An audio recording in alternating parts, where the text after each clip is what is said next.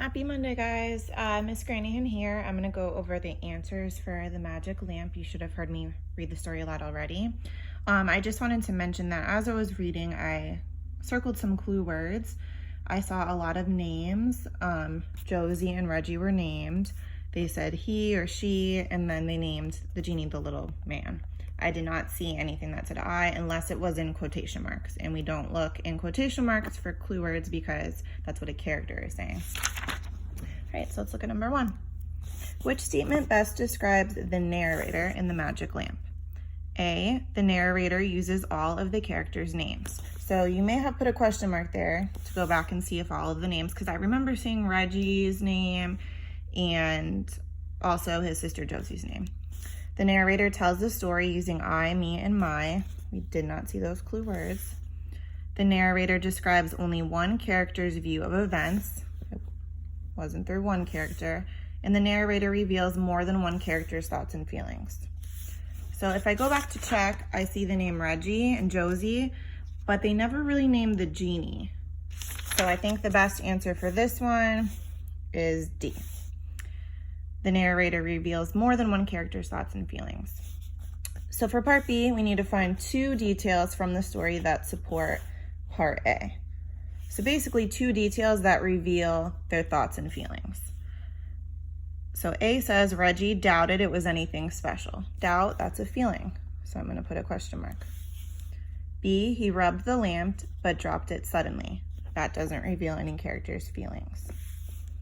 C, Josie wasn't impressed. That's a feeling.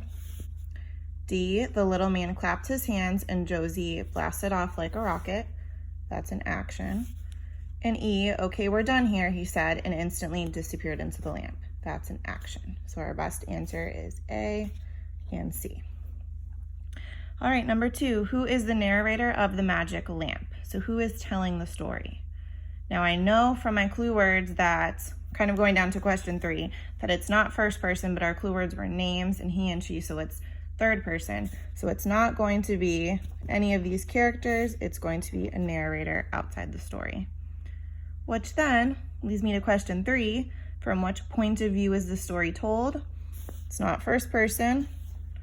We don't really focus on second person in 4th grade. And you're never gonna find stories where they're mixed together like that in one simple story. So our answer is C, third person. All right, number 4, which sentence best describes what readers know about Josie and Reggie from paragraphs 3 and 4? For this question, you need to go back and read those paragraphs so you know what's going on there. So I'm gonna do that real fast. Starting at paragraph 3. Josie and Reggie watched in surprise as someone climbed out of the lamp. He was a man the size of an action figure, dressed in black, and he was not at all pleased to have been disturbed. He glared up at them and said gruffly, "Okay, you get 1 wish each, so what do you want?" Josie wasn't impressed. "He doesn't look like a genie," she whispered. All right. So number 4, they are shocked to see a little man climb out of the lamp. They are shocked. B, they are afraid of the little man. I didn't read any clues that they were scared. C, they are happy and excited to see the little man. Well, Josie said she wasn't impressed, so that doesn't make sense.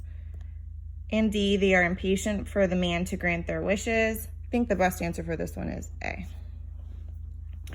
All right, so the next 2 questions, your answers could be a little bit different from mine. So number 8 said, how does the narrator reveal the little man's feelings about what happens? Write 2 details in the story. If you were stuck, you can look at paragraph 8. Paragraph 8 says, the little man paced impatiently and grumbled at Reggie, "I don't have all day. What's your wish?" So that tells us a little bit about them. So I wrote down, the narrator says the little man was not at all pleased to have been disturbed and describes his angry actions such as glaring and speaking gruffly. So I have my 2 details from the text, disturbed, and then his actions, more like 3. The final question was kind of a cool one because you got to write a story, and basically you had to take the story and write it from Josie's point of view. So switch it to first person point of view. So your story is not going to be like mine. However, you should have the clue words for point of view, and you could see that I circled them in my version of the story. So I'll read what the text says and then what I put, but I'm anxious to read you guys and what you put down because it will be different. I flew through the air, barely missing the roof overhang, and crash landed in a treetop. I held on for dear life and cried out to Reggie, "Help, I'm losing my grip on this branch." I could hear voices far below me. Then, all of a sudden, I was back on the ground next to Reggie, and the little man was gone. "Flying wasn't that great after all," I said. Reggie suggested we put the lamp in the trash, and I agreed. So you could see I kept the point of view from hers and used those clue words. Hopefully you have a great rest of your day.